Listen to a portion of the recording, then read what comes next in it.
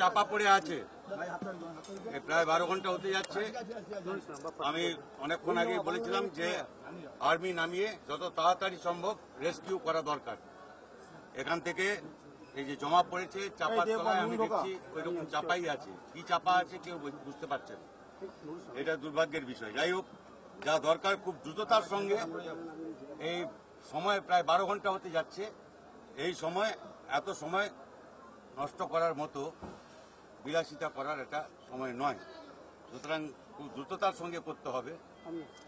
আমি বুঝতে পারছি না এত সময় ধরে কি হচ্ছে, যে এখনো যেখানে একটা স্তূপ জমা আছে সেখান থেকে জঞ্জাল সরাতে কি অসুবিধা হচ্ছে আমি ঠিক জানি না।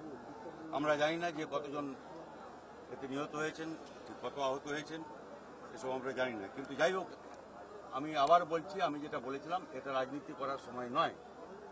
সব মানুষকে দেখতে হবে যে এই যারা আহত হয়েছেন তাদের চিকিৎসা ইত্যাদি হয়, এবং এর নিচে যা আছে সেটা যত তাড়াতাড়ি সম্ভব, যত দ্রুততার সঙ্গে সম্ভব সেটা বের করা হয়। আমি বুঝতে পারছি না আর্মি আমি নামাতে